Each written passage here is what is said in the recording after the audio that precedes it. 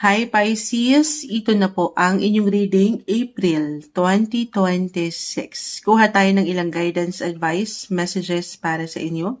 Mensaheng gabay lamang po, Pisces energy. Kamusta kayo Pisces? Anong kailangan nyong marinig ngayon? Anong aasahan nyo ngayong buwan ng Abril? Guidance, message po para sa mga Pisces na maaaring makapakinig nito. April 2026, anong parating sa kanila ngayong buwan? Guidance advice para sa mga Pisces, may umaangat. Pisces energy. Pisces. Guidance po, April 2026. Okay. Add pa tayo ha. Sana maging straightforward lang tayo. Pisces, kamusta? Anong asahan nila ngayong Abril? Okay. So, isahin po natin. Five of Wands, Five of Pentacles, naka-reverse. Nine of Pentacles, Page of Pentacles. Pages. Page of Wands. Pisces. Money-making opportunities po ang nakikita ko. Money. Actually, sobrang mag-a-apply to astrologically. Page of Pentacles, Nine of Pentacles. Astrologically, mag-highlight this month ang inyong mga money sector. So, ngayon pa lang, if ever, maaaring meron kayong kailangan, napaka-normal. Meron kailangan harapin. Ilang bills, ilang payments. So, reversal tayo ha. Every time, pwede itong sa'yo mismo or sa ilang tao sa iyong paligid. If ever meron kang pagkakautang or ikaw ang may pagkukulang, claim natin ha. Even though medyo may laban, ito yung ilang laban, pinaglalaban, pero kinakaharap nyo pa rin at di iniiwan. O, diba? Ma-rhyme lang ni Moonchild. May solusyon guys. If ever, tayo po ay general reading. Ang bawat isa ay magkakaiba pa rin ng priority ng ilang laban na ito. Pero ano mang pinagdadaanan ninyo sa kaperahan, nag-reverse guys, si Five of Pentacles. Yung difficulty sa money especially, pagiging practical. May growth, abundance, sign of abundance si Nine of Pentacles guys. Isang indikasyon na malalagpasan nyo to. Maharap nyo, mababayaran nyo, o mababayaran kayo. Okay, makakarating. Page of Pentacles, manifestation card, Pisces. Ano man yung nilulook forward nyo, especially sa mga goals nyo when it comes to your wealth, yung worth nyo. Okay, claim na natin na yan ay mapangahawakan. Ayan, matatanggap. Ang hawakan nyo na, tanggapin nyo na, i-manifest nyo na, ipahayag nyo na. Positive possibilities po. For some of you, maaaring merong, kumbaga ito kusang pwede nyo maramdaman or kusang ihahain sa inyo ng taas. Merong extra money, extra work for an extra income. 555 actually, no? Patuna to, guys. May tuna tayo this month. 555. Moving forward yung energy. Dito tayo, since ito na, napag-usapan na natin, usaping pera, dito na tayo muna. Buhay pera, kung saan kayo kumikita. May ilang changes guys, para saan? Sa higit yung ika-alwan, ika-comfort, ika-secure. But I will be honest guys, astrologically speaking, si Mars, si Mare, the planet of energy action, it will enter your second house din kasi. Kapag si Mars, yes, on fire, nag-iinit, meron at merong papasok, may kita, at the same time, lalo pa kung mag-resonate yung una kong messages, parang, yes, Moonchild, dami kong bayarin, dami kong kailangan harapin. So in a way, parang palabas din ang mga bagay, umiikot. Parang dadaan lang ang sweldo sa mga palad. Ganon yung energy, pero it's okay. Normal. Ganyan ang buhay. Okay, laban lang, tuloy lang. Or maybe, kasi sabi ko nga, iba-iba po ng estado ang bawat isa. Maybe a reminder, try to save up, Pisces. Ito yung pinaka-advice. Okay. Mas maging wise na daw kayo, better version 2.0 ng mga Pisces kung paano kayo mag-handle ng inyong income. Kung paano kayo bilang isang individual, paangatin yung tamang responsibility kung paano nyo to panghawakan nang walang pagkalabis, pagkasobra.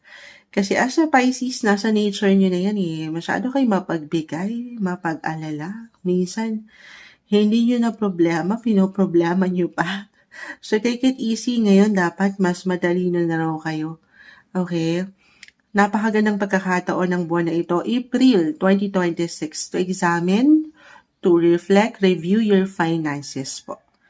Okay, lalo kung medyo may pagka-tight talaga lately for some of you ang budget. Ito kasi yung ilang laban. But again, this is something may solusyon, resolution. Okay, if ever kayo po ay mangailangan at ayun nga, may opportunity, money-making opportunities, or kung talagang kailangan moonchild, kailangan ko ng something extra. I feel for some of you, meron at merong papasok or kailangan mapaangat yung approach. Could be, yun nga, na-mention ko sa loan, paglo-loan, hindi sa hinihikayat ko kayo, pero magbibigay din kasi din yan sa yung second house. Oo. So, anything, pwede rin sa trabaho, it could be a commission, a bonus, or pagdating sa bangko. Ayan, merong ilang priorities sa part na yan pagdating sa inyong mga wealth or resources, kung saan kayo may kita, kumikita. So, in a way, yes, papasok. Merong pera, guys. Money is coming. Hindi kayo mawawalan. Merong abundance nga po. Sign of abundance. Si Nine of Pentacles. Pero take it easy. Itong laban na ito para cycle ang datingan.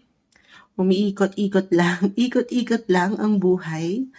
Pero ganun talaga, as long as nandito naman yung pakikibaka nyo, paglaban nyo, para matugunan, maharap yung mga pangangailangan. Other messages, guys, kung hindi yun mag-connect, ito na, mayroong mga positive possibilities po para lalo kayong mag-grow sa negosyo man, sa trabaho. It could be a new source of income, new jobs, new project, new offer.